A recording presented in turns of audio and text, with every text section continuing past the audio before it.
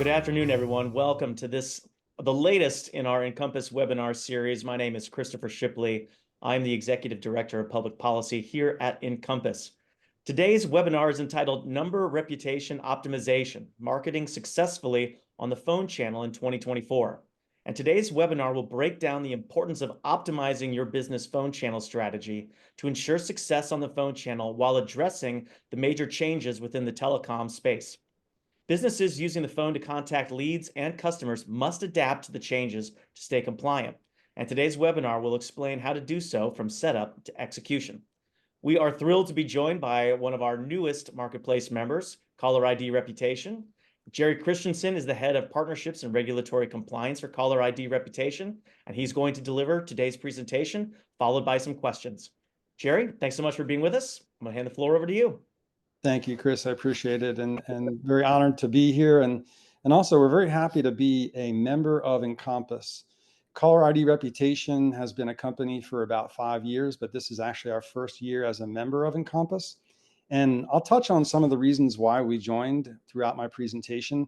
But just as a summary, it's all about compliance. What we're probably most known for is optimizing the ability for B2C communications. And that could be anything from a small SMB, literally Joe to plumber, all the way up to a large enterprise. And so, as many people know, consumer-facing enterprise have a real challenge today reaching their constituency. Everything from block calls to call labeling that may not be appropriate, and of course, just dealing with all the different rules and regulations. So one of the things that we're best known for is providing visibility into what is actually happening when a call is placed.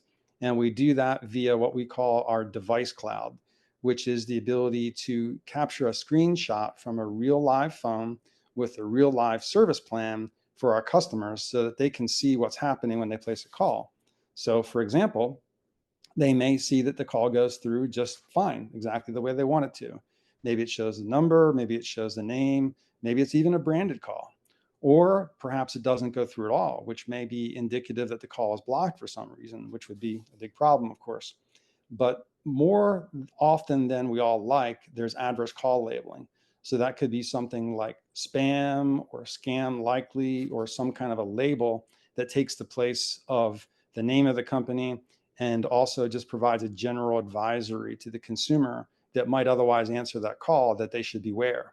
Now, sometimes that's merited because sometimes there are bad guys out there and they're doing things, but sometimes it's what we call a false positive, where the analytics engines think that something's going on that's wrong, but there's really nothing bad going on. So I'm going to jump into my presentation here in a minute and provide a slide share.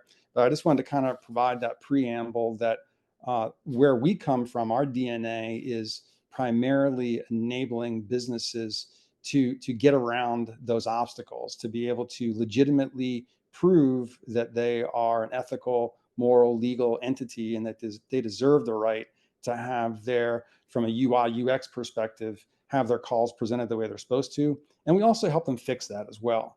So not only do we provide our SaaS-based service so that our customers on a DIY basis can see what's going on, they can see the data feeds and see what type of reputation their telephone numbers have and fix it themselves, which essentially means reaching out to the analytics engines. And most notably, that would be First Orion, Haya, and TNS, and that's for T-Mobile, AT&T, and Verizon, respectively, and several other carriers, smaller carriers. But we also have a remediation service, and that's a managed service where we do it on behalf. So that's the only advertorial I'm going to provide throughout this presentation. Let's just jump right in, because really what this is all about, for the most part, is compliance, which is an area that we feel very strongly that it's a very important thing and something that we have as a primary focus for 2024 going forward. So again, the name of the presentation, optimizing the phone channel, but we're going to be jumping into a lot of compliance related issues. So first thing I'm going to talk about is the latest FCC ruling as it pertains to consent. Now, the ruling itself came out in December of last year, but it went into the Federal Register early this year. And the way that works is 12 months from the time it goes into the Federal Register, it takes effect. The initial ruling was 6 months. There was some comments where folks were asking for 12 months. The FCC agreed to that. So the net is in 12 months from the time it went in the Federal Register, which I believe is January of 2025, this ruling takes effect. And so let's talk about that ruling and its implications. So one of the things is that third-party consent as we know it goes away. And what I mean by that is there will still be third parties getting consent. There could still be a lead generator or an aggregator that's gathering leads and selling them to a telemarketer. And there's an entire ecosystem here, of course. There's BPOs that do things on behalf of the brands, such as a call center and a variety of different companies involved. But in the past, it was somewhat of a free for all in the sense that if a consumer went to a website and they indicated their interest, which may literally be just clicking on a button, and then they are told, well, Mr. Christensen, you're interested in hearing more about lawnmowers, click this button and you'll be contacted by presumably lawnmower companies. But the fine print might indicate that it's not just the lawnmower company that Gerry Christensen's interested in, that all of a sudden Gerry might get contacts by a whole bunch of different lawnmower companies. And even worse, maybe not even just lawnmowers. It could be pain medicine or unrelated things. So what the FCC is striving to do here is to make things very conspicuous from the consumer's perspective. And it's on a one-to-one basis, meaning that if somebody was to go to one of these websites or by whatever means the lead aggregators happen to get the leads, the consumer would see very conspicuously what company it is that's going to be contacting them. And if the company is a conglomerate or some type of an organization that has multiple entities that may do multiple things underneath them, then presumably there's going to have to be a pop-up or some other way so that this one-to-one actually happens the way it's supposed to. Now, I don't have a visualization for this, and I can just imagine that different companies will do this in different ways. But you could just think of this as like a pop-up that you might see on your website or maybe a new screen if you're on your mobile phone, where you would see the name of the company, what it is you're opting into in terms of your interest, and that's how you would expect to be contacted. So once the leads are gathered, there is this other thing that the FCC says, which is the telemarketing as a result of the leads must be logically and topically associated. So again, that kind of gets back to that sort of weird example I gave there of lawnmowers and pain medicine, things that are not really, I think a reasonable person would say they're not related to one another. So if I opt in for lawnmowers, even if it's a company that sells both, if they're contacting me about pain medicine, that's not allowed per the FCC rules starting in January 2025. So it must be express written consent. It must be on a one-to-one basis, not one-to-many as may be the case today. And it must be logically and topically related. So that's a lot of new rules. And there's definitely some pushback here from the industry and the community. And I would say if I'm being sympathetic to them, understandingly so, because this is a big change in terms of gathering leads. Now, but if we step back here for a second and ask ourselves, what are we really trying to accomplish here, realistically speaking? Realistically speaking, in my opinion, what we're trying to do is make sure that the in-between market is doing what they're supposed to do. And what do I mean by that? I've got this analogy that I use. There's white hats, black hats, and there's gray hats. Now, I think everybody can identify with the white hats and the black hats. That's a concept that actually comes from cybersecurity. A white hat would be the good guys, for all intents and purposes, and the black hats would be those, rather nefarious characters that do nefarious things. And so, by my definition of white hat and black hat, the black hats are the ones that are doing the outright scams. They're the ones that are committing fraud. They're doing brand impersonation, for example. They're saying that they're with a company, but they're not. They're posing as the Social Security Administration, but clearly they're not.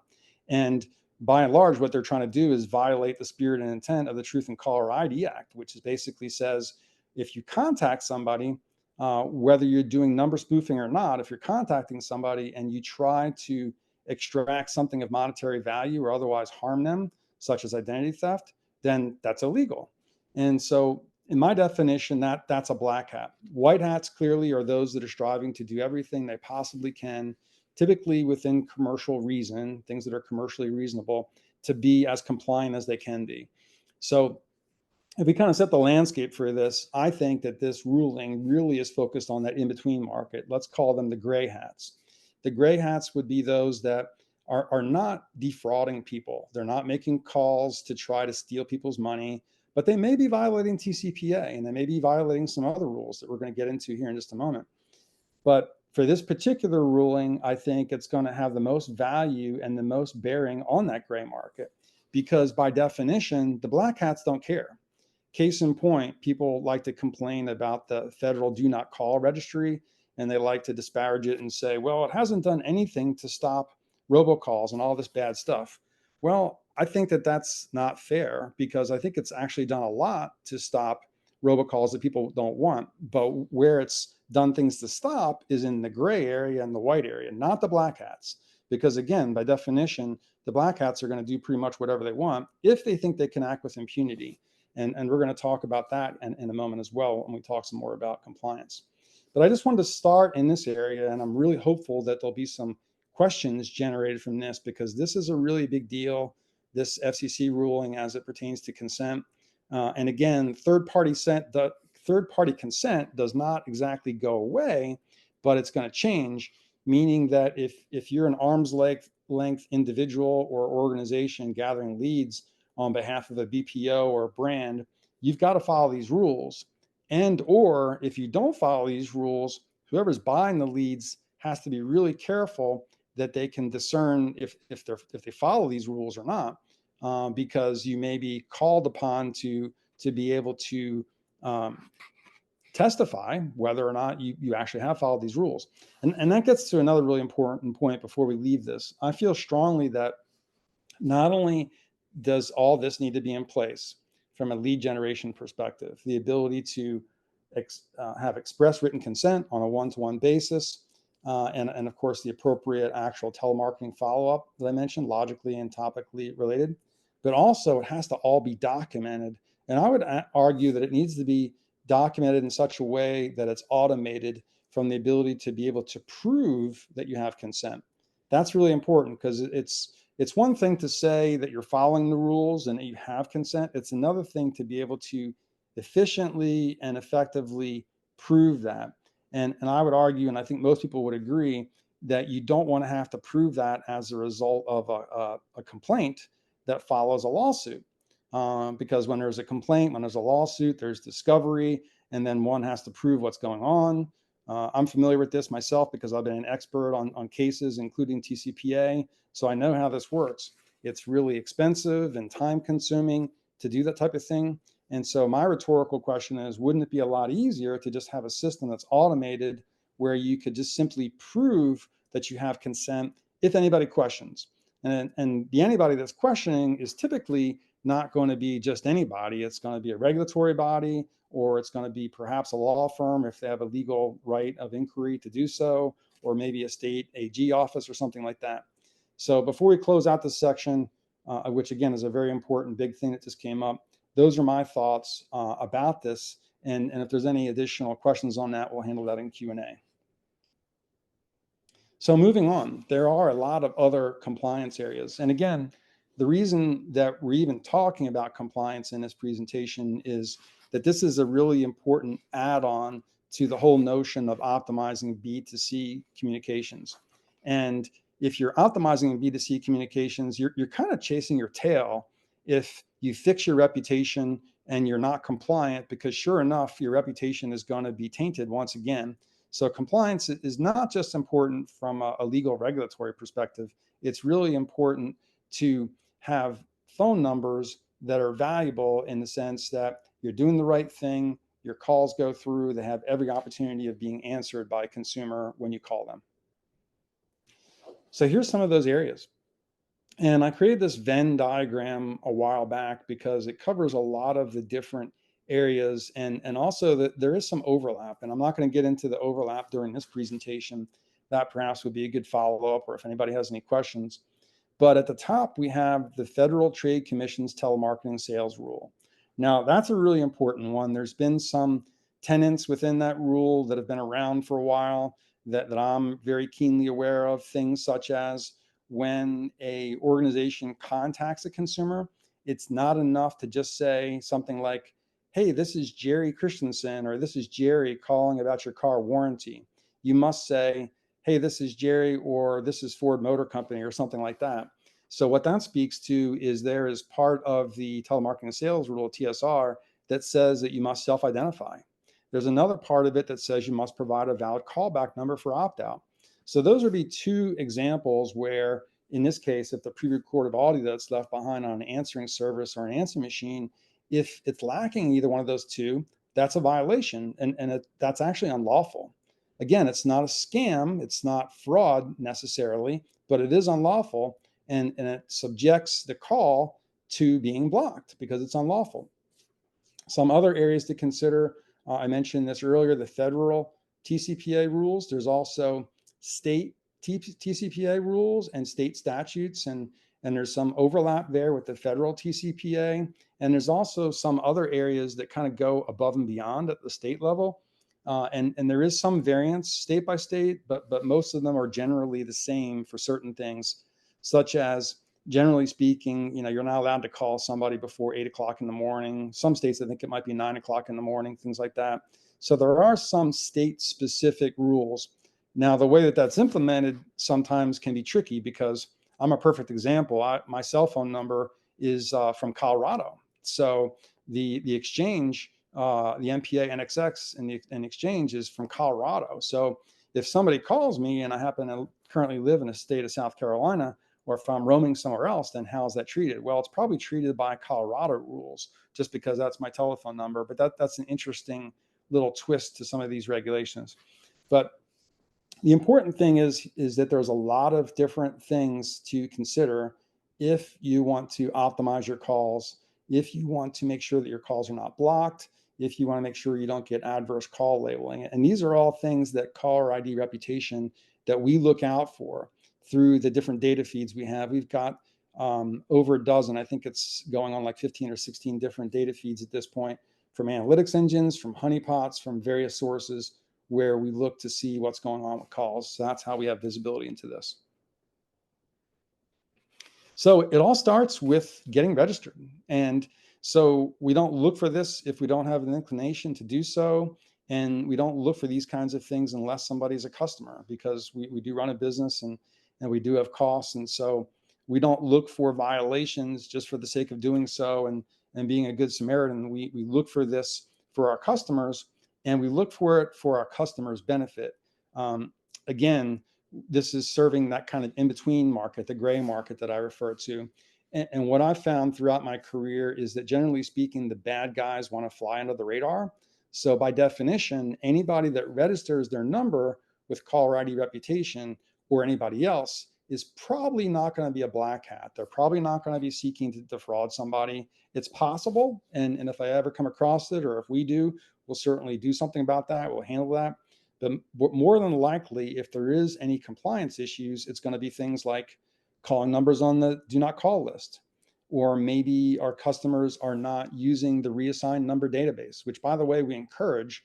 I don't believe it's an absolute requirement, but we encourage it, because if somebody calls a telephone number on the reassigned number database and that telephone number actually has been reassigned, and it happens to be a TCPA violation, that's a lot of if-thens.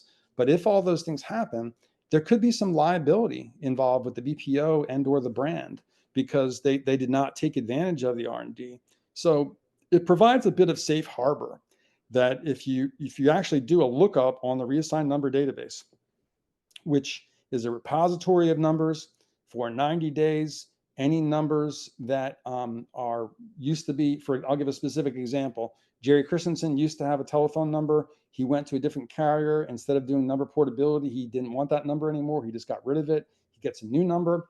I didn't tell the business that I changed my number, so they continue to call that number. So if they use the reassigned number database, they'll see that that number is in that repository. And so then they wouldn't call that number and they wouldn't get in trouble. This is actually the source of some of the TCPA violations, is calling numbers where you think you're reaching, in this example, Gerry Christensen, but you're really reaching somebody else and they complain and it becomes a big problem.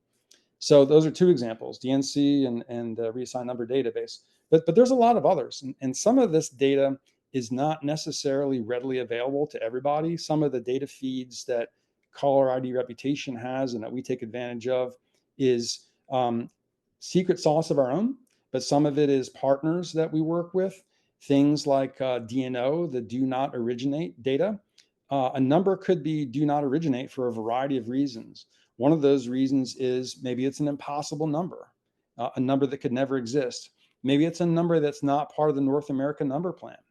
Maybe it's a number that was never allocated, meaning that the body that issues numbers out to the carriers never issued a MPA and XX block out to a particular entity. So it's a do not originate number by virtue of it couldn't possibly be used. We also look at other things such as activity level. If a number was allocated, is it actually active? Because maybe it's sort of laying fallow and it's just not actually being used. That's quite possible. We look for those kinds of things. And so, again, we look at this from the perspective of providing not only governance and oversight to our customers in general to make sure that they're not the overt bad guys, which would be a very rare possibility, but moreover, to offer a managed service to our customers that want us to monitor compliance on their behalf. And so, again, the reason that I bring this up is that it's important for folks that are watching this webinar to realize that there are actually solutions out here to make sure that compliance is in place, that you are actually compliant, regardless of what you do on the lead generation and acquisition side. So let's get into some of those benefits of registering a telephone number. I mentioned one of them already. It's simply the ability to monitor things, to see what's going on. And I mentioned earlier, one of those is being able to discern if call blocking is happening, being able to discern if there's adverse labeling. One of the other things that we can look at, and this is a very interesting one that perhaps most people don't think about, is we can actually have some visibility into telephone number spoofing and brand impersonation. So how do we do that? It's all context based. When somebody registers their telephone number with us, we know something about them as a business. We don't need to know all the nitty gritty details. We don't violate PII. We don't need to know who they're calling. But we know, for example, that they are a healthcare services company. And so that we know that their campaigns that they engage in somehow or another involve healthcare services. They don't need to register their campaigns with us. Just knowing, generally speaking, what they do is very helpful, because if we were to see that that particular telephone number or numbers that they register with us all of a sudden are involved with something that is completely independent and completely obtuse from healthcare services, that's going to be at least an orange flag, if not a red flag. So, for example, if it's healthcare services and we see something that has to do with package delivery, which, by the way, is one of the typical scams that happens, that's going to raise a red flag. Sometimes it's very hard to discern. So, for example, we might see a campaign for a bank that's talking about a lowered interest rate. It may actually require us to vet that with the bank that's our customer and be able to ask them things like, is this your campaign? Are you really offering a lower interest rate? And they might say something like, wow, that's really close to the campaign that we did last month, but no, we're not currently doing a campaign right now. So that would be an example of a very sophisticated bad actor that is mimicking a legitimate campaign that a bank did, but they're not currently doing it. And so sometimes we need to do some vetting to know that, in this case, telephone number spoofing, hijacking the usage on an unauthorized basis is actually occurring. So that's one thing we can do. Another thing that we can do is discern when brand impersonation happens. Now, we do that by also doing a lookup on the data. And what we do is we look for brand mentions. Now, sometimes it's really obvious that there's unauthorized brand usage, which is brand impersonation, which is a form of fraud, by the way. And that would be, again, a black hat type of a thing. If we see that, oftentimes it does not involve telephone number spoofing. Oftentimes it's actually a totally random number. And so what we can do is bring that to the attention of our customers, let them know it's happening, and give them a pathway of what to do about that, which could involve doing traces back through the network to determine where it's coming from and disrupt that bad traffic and kick out those bad actors and stop them from doing that type of thing. So there's a lot of reasons to register your telephone number beyond just optimizing what appears to the consumer when a call is placed. Two of them that I mentioned were compliance, and in this last one, you could consider that asset protection because you're protecting two of your important assets as a business, one being your telephone number and the second one being your good name as an organization. You don't want somebody sullying your good name as a brand by doing these bad things. So we look at business identity, and that's really important from a KYC and onboarding perspective. We vet organizations when they come on board, and we're not the only ones that are doing this. There are others as well, but I'm just speaking from personal experience. This is extremely important because it does create that context. It does give you the ability to be able to properly monitor. And from my perspective, identity is really three things. It's immutable truths, and there's often very few immutable truths. It could be things like, is it a VoIP telephone number or is it a mobile telephone number? That cannot be argued. It's an immutable truth. Most of identity is going to be the two other things, one being assertions. When somebody registers with us, they implicitly assert that they are not a black hat. They may be gray or striving to be white, but they're not a black hat.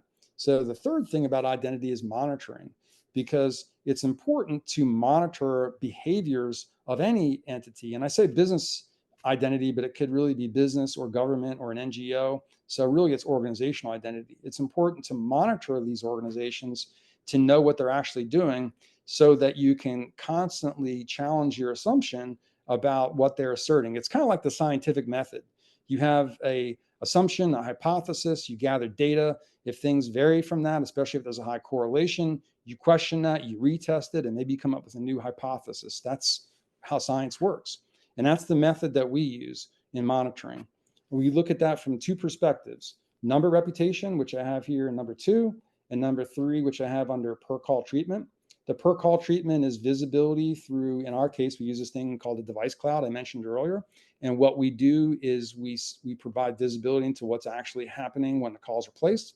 And then with number reputation, that's gathering those data feeds and seeing what the various sources of data like analytics engines, what they think about a telephone number.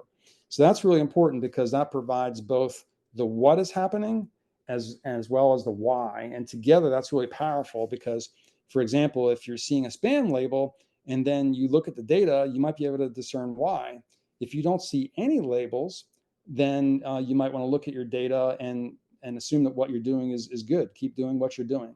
So it can be very useful to consider both of those things. We look at both qualitative and quantitative data, and I would recommend that anybody else that's doing this type of thing do the same thing.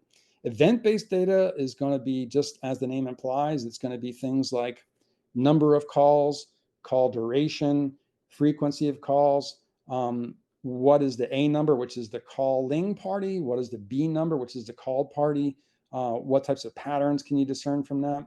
And then there's qualitative data, which typically you can get from content-based systems or content-based analytics. That would be looking at, for example, a transcript of the pre-recorded audio that's left behind in a voice call, or perhaps it could be looking at the text on an SMS or some kind of text message.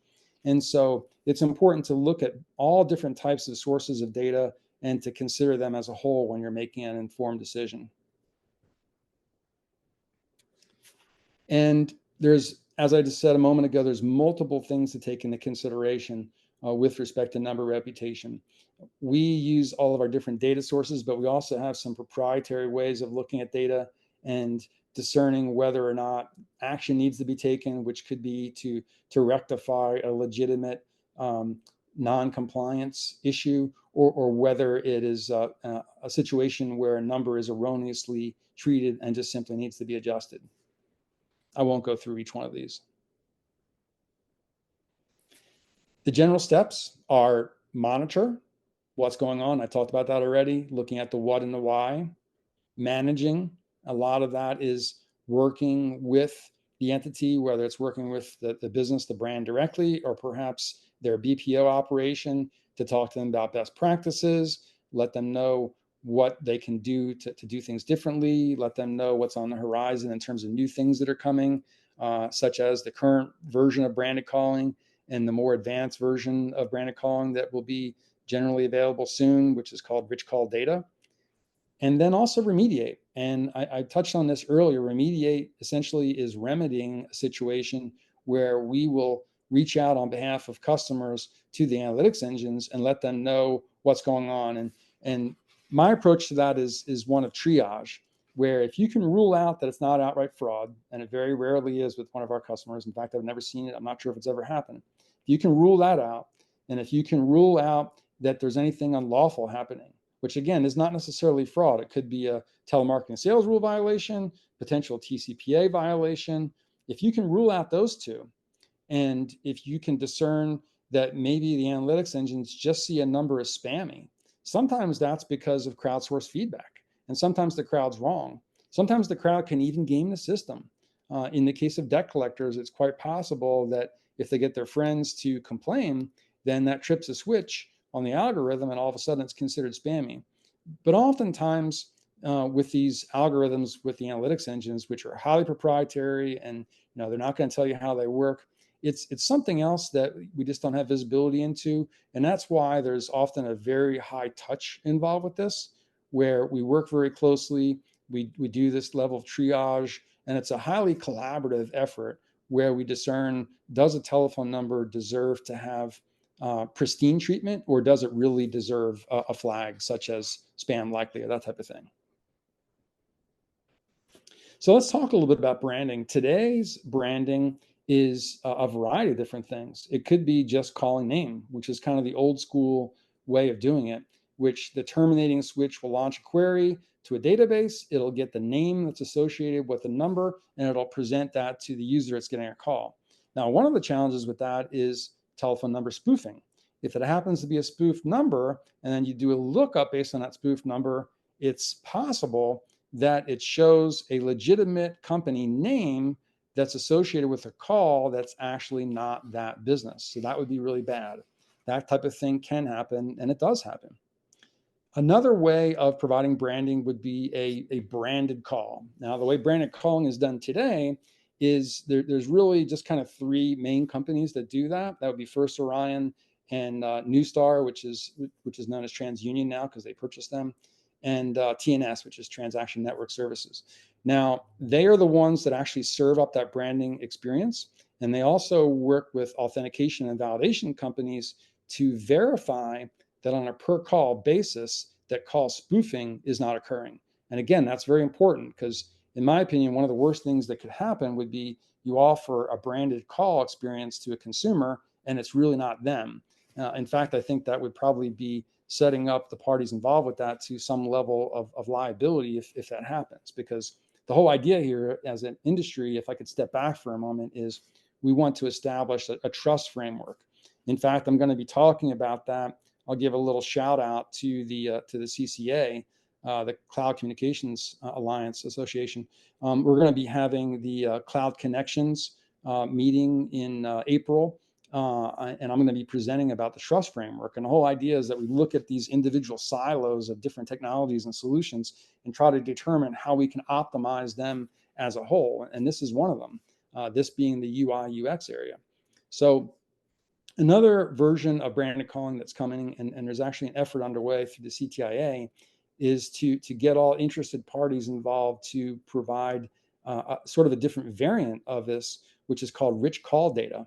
And that's the ability to provide not only the name, but also some further context about the call, such as the intent. So if you're getting a call from an alarm company, it might either say your alarm's going off, or it might say offer for an advanced system discount, something like that. The way this is going to be offered is it's going to be very closely aligned with stir shaken, which many people probably are aware is a means of authenticating and validating that a call is genuine. There are some current shortcomings with that, not the least of which is that A-level attestation is not always reliably attained. And that is because there are literally some stir shaken holes in the network where instead of SIP and voice over internet protocol type transaction going through the network. Instead, it hits a TDM SS7 hole. TDM stands for time division multiplexing.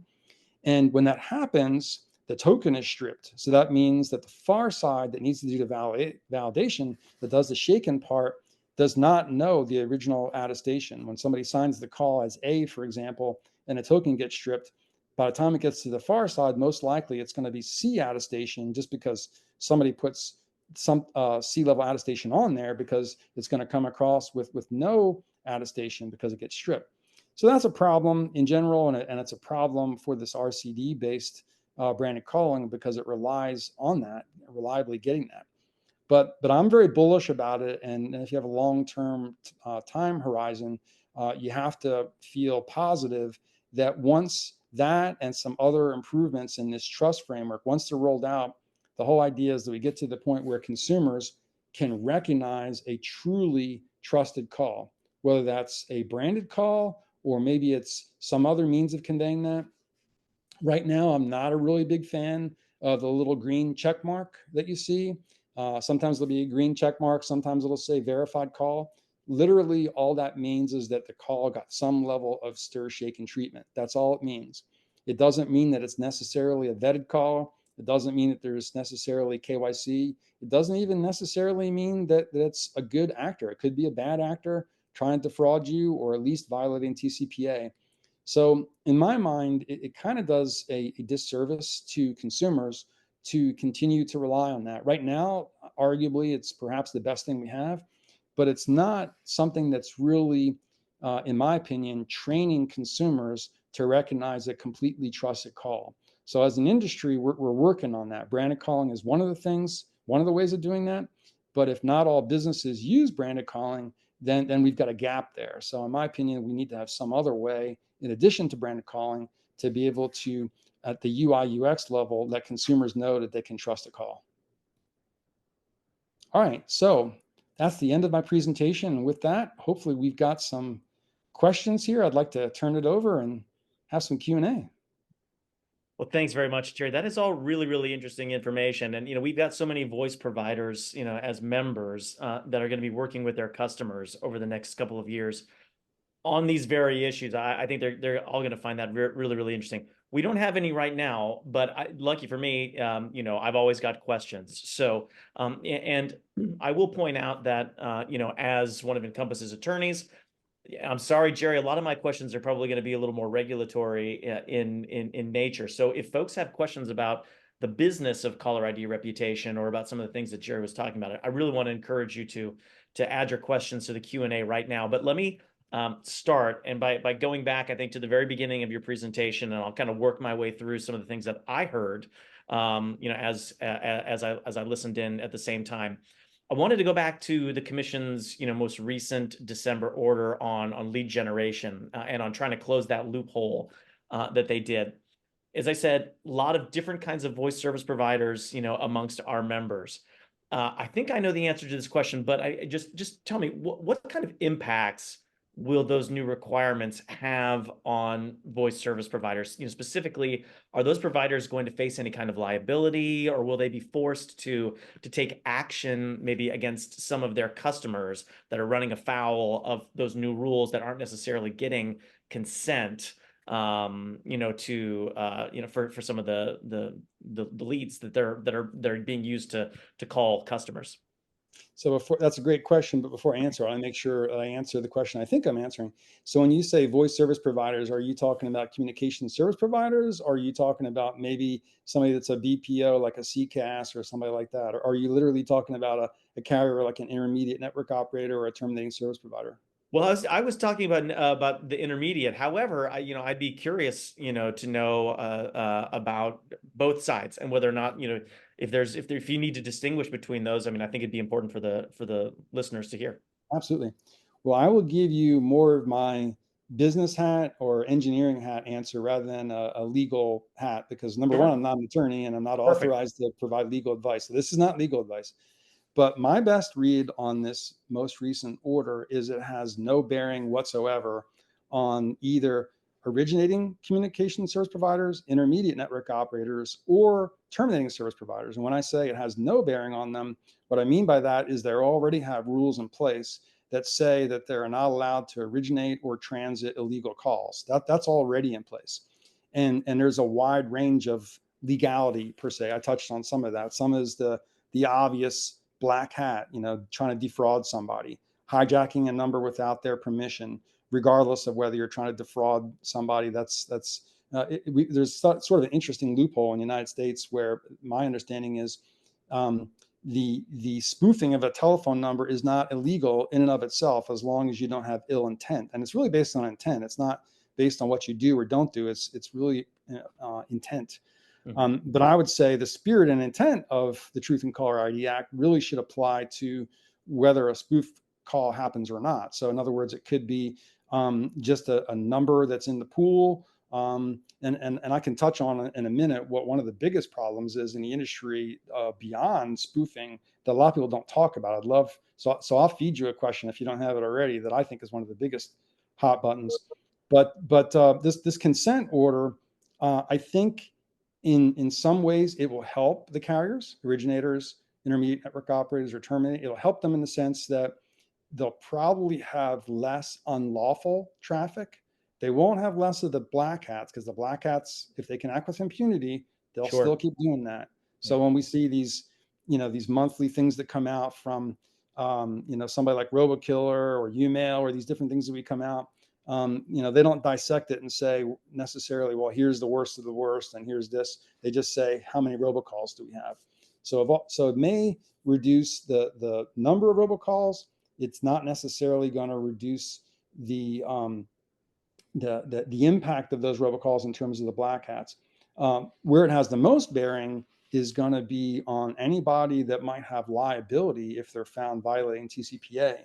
And it's not even necessarily the brands of the businesses themselves. It may be the BPOs. It may be the CCAS operators that are actually on the front lines of making those calls.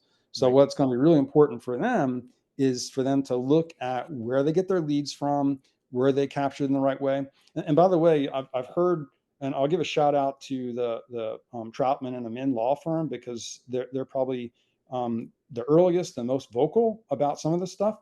Eric Troutman, he pointed out that there may be a loophole within the loophole. I don't know, but I thought he said that if an entity does not use regulated technology, in other words, it's not an ATDS, if they use a so-called manual system, that they do not necessarily need to adhere to this latest ruling on consent. He may be right, but I've also heard a lot of folks that are acting as if that's not a loophole. A lot of them may use ATDS anyway. So, Yeah. but in general, though, even if they use a so-called manual system, I've heard of a lot of organizations that are kind of getting their ducks in a row and making sure it's express written consent, one-to-one, et cetera, et cetera. Sorry, you Great. asked me what time it was, and I told you how to make a watch. No, that was great. No, that's wonderful. Still, if you have any questions, by all means, drop them into the Q&A, and I can bring them up for Gerry. Gerry, I wanted to ask about the registration and know your customer process. What kind of commitment, are businesses, providers getting themselves into when they come to Caller ID Reputation to utilize and leverage your services? It's a very, very low commitment, and generally speaking, it'll always stay that way. But if I step back for a moment and I put my industry hat on, not my Caller ID Reputation hat, and just my industry hat on, I would say that one of the gaps that we have as an industry is we don't have a uniform basis of KYC. And Right. again, this is the big we, the industry, not us necessarily. Yeah. Now, we have our own way of doing KYC. You look at some of our competitors, they do it a little bit differently. One of the things that I think I think we should get out ahead of this, because if we don't get out ahead of it, the regulators will probably tell us what to do. But if we could have like a grassroots effort where we say, okay, here's the minimal level of what we're going to do when we do onboarding, when we do KYC, here's the minimal things that we're going to ask, the minimal level of documentation that we must always do. If you want to go above and beyond that, great. But here's the minimal things we need to do. And that's actually one of the things I want to push for. One of the things I'm going to talk about again at this session that's going to occur about creating a trust framework. And I'd love to talk about that at some Encompass sessions as well, like the upcoming big event that Encompass has every year. Mhm. So I really feel that I'll throw something out. For example, organizational identity. It's a form of digital identity that is lacking right now. There's been this form of identity in the financial services area for quite a while. There's something called a legal entity identifier, for example, an LEI, and there's something called a VLEI, which is a verifiable legal entity identifier. I think, and I'm not the only one, there's others as well, feel that there should be something like that in telephony. Something where when you do KYC, that it's assigned, that it's trackable, that it's traceable. You could use something like blockchain or some kind of cryptographically verifiable way of discerning that it really is Chris Shipley LLC that's responsible for this call. Because you think about it, the way we do authentication and validation today, it's really two things. It's network and telephone number. That Mhm. defines Stir Shaken. This would be that orthogonal third aspect, which is independent but yet related. That's orthogonal. It's the organization that's taking responsibility for it. I think that would fit really, really well with consent management, because then you would have not only an entity that is saying that they have consent and hopefully can prove it, like I said, in an automated fashion, but saying that they have consent, but also the traceability to be able to associate, even on a per call basis, perhaps. Baby steps would be non real time, non per call, but walking or running would be maybe even on a per call basis, being able to associate that in this example, Chris Shipley LLC is taking responsibility for this call. That would be awesome, because then all of a sudden, maybe we wouldn't have so many problems going on out there. Or if there was a problem, we would be able to track down Chris Shipley LLC, which gets back to the other part of your question, which is KYC needs to be good enough that I can track your rear end down and find you, right? That you're not just a DBA, some nefarious character, highly nomadic, because we've seen that in the industry before, at the network operator level. One network operator gets shut down, the principal's at that, they start another one, they go on, they do other stuff. Big problem. That's why we need some KYC that has a little more teeth, not even necessarily from a legal enforcement perspective, but maybe from keeping track of who's who, so that we know what level of access they get to the network and calls that they place. So I really think that we need to have some minimal level of KYC that everybody agrees to, and perhaps some of these additional tools like digital identity that would make it easier to keep track of all this stuff. It's always really interesting to see how the commission is kind of trying to balance the flexibility and giving the different kinds of providers, the flexibility to know their customer. And yet at the same time, we've seen, I think in a number of different, situations, the need for more standardized solutions. So, we can certainly continue talking about that. In case anyone's wondering, the event that Gerry was talking about is the Encompass Policy Show, October 20th to 22nd in Denver, Colorado. And Gerry, we'd love to have you back for that for sure. Another quick question for me. With respect to branding, we talked a little bit about, there's obviously branded calling versus rich call data. I mean, is there a standardized branding framework, in our future, and as you look into your crystal ball, how long does it take to sort of get there? I mean, is it necessary? It's definitely necessary. And is it on the roadmap, like a concrete path to get to it? I would say, sadly, no, not right now. But is it necessary? Will we get there? I'm confident that we will, because we really need to. Because if we step back at kind of the 50,000-foot level view, even if it's not branded calling, because if you think about it from sort of a equal opportunity perspective, why would we force every business to do branded calling? Like if you're Joe the plumber, they may have a legitimate claim that they just can't afford to do branded calling. I'm just throwing that out there. That may be the case. It may not be the case. I don't know. But you don't want to force somebody to do something that they don't absolutely have to do. So at the 50,000-foot level view, when Joe the plumber is making a call, wouldn't it be nice to have some way of the consumer know that that's truly Joe the plumber? And that's not CNAM, by the way, because I already talked about how that can be Mhm. spoofed with telephone number hijacking. And it's not the little green check mark or verified call, because I could share some examples of calls I've just gotten recently. I get them all the time. And I do screenshots of calls that I am extremely sure that they're TCPA violations. So we do need to get there. Branded calling will be a part of it. For now, we've just got companies that are leading by example. and they're putting things in there like a logo and the reason for the call and the name of the the organizational entity that's placing the call, taking responsibility for it. They'll have like a special skin where maybe your normal background of your phone when you get a call coming in is gray, but maybe it's purple to meet the color scheme of the company. So those kind of things are a de facto sort of a grounds up approach. But no, as an industry, other than that little green check mark, and by the way, and again, that's from Stir Shaken. That's literally something called the verstat parameter from Stir Shaken passing to the handset OEMs, and then the handset OEMs just saying, "Oh, okay, we'll do a little green check mark and verified call. Okay, well, let's call it good." It's not like a consumer study of, what would consumers consider something that they trust. So it's really kind of, in my opinion, not to be disparaging or overly critical of the industry that I work in, but it's kind of like forcing a technology solution on consumers when you don't even know what consumers want from the perspective of how could they recognize a call that they really trust, and we're just not there yet. Yeah. Yeah. Well, listen, I really appreciate everyone for joining us today. I don't have any questions from the folks that have joined us. However, Gerry, I will. Obviously, you're following a lot of what's going on at the FCC. My last thing for me, are there other things that caller ID reputation is going to be following over the course of the next year? That we all need to be paying particularly close attention to, or that might be coming up in October for us to talk about?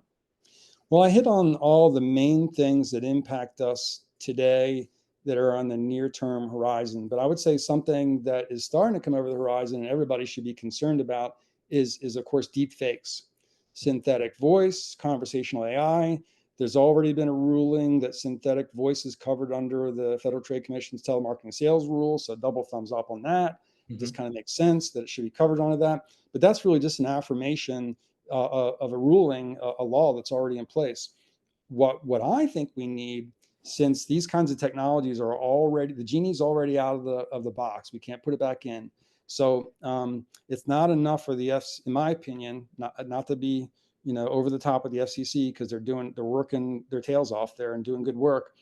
But I would say it's not enough just to say that synthetic voice, when you call somebody and you don't have permission, is illegal, because it's kind of like, well, it's already illegal to call somebody with a robocall if you don't have permission. Um, what I think we need is really two or three things, and I've touched on a couple of them already. One is digital identity, and this would be a different type of identity. In addition to organizational identity, I really think we need an identifier that IDs a call as either being a human or a bot. So I think we need that. And I think we need to have a way of registering that and tracking it. And it needs to be cryptographically verifiable, and it needs to be non-counterfeitable. And again, getting back to the UI UX, it needs to be presented in a way to consumers so that they can see, oh, this is a bot calling me. And also some education, because when a bot calls you, it's not always bad. It could be a bot calling you about a school closure, it could be whatever. But I think, in getting back to this latest ruling with the FCC about synthetic voice and the Federal Trade Commission with the telemarketing sales rule, I really think the genie's out of the bottle. Surely the bad guys are not going to stop. When you make something illegal, only the illegals do it, right? That's something that we've seen over and over again with different things. So I think what we need to have is the tools to be able to manage that. So when synthetic voice happens, conversational AI, and somebody tricks you into thinking that you're something's wrong with your daughter or whatever, and they try to extract money from you, you have a way of knowing, is that really your daughter or not? And I think some of the things I've thrown out there are things. Do I have all the answers? No, but I think those are some considerations to investigate. So I would add that to your radar screen, but that's very futuristic, because sadly the bad guys are ahead of us in that area. We need to catch up. Yeah, definitely true. Gerry, tell people how they can get in touch with you. You can get in touch with me at the website, which is calleridereputation.com, or reach out to me via LinkedIn. And thank you very much for the opportunity. It's been great being able to share this information. I look forward to that show coming up in Denver. Thanks, Gerry. We're looking forward to having you. I'm Chris Shipley with Encompass. You can reach me at cshipley@encompass.org. If you have any questions for Gerry, I'd be happy to send them to him and put him in touch with you. If you are joining us, especially if you're joining us on YouTube at a later date, by all means, get in touch with us and be happy to answer any questions that you might have. Gerry, appreciate you for being here. We're thrilled to have Caller ID Reputation with us as an Encompass Marketplace member. And I hope everyone has enjoyed today's Encompass webinar series. We'll see you next time.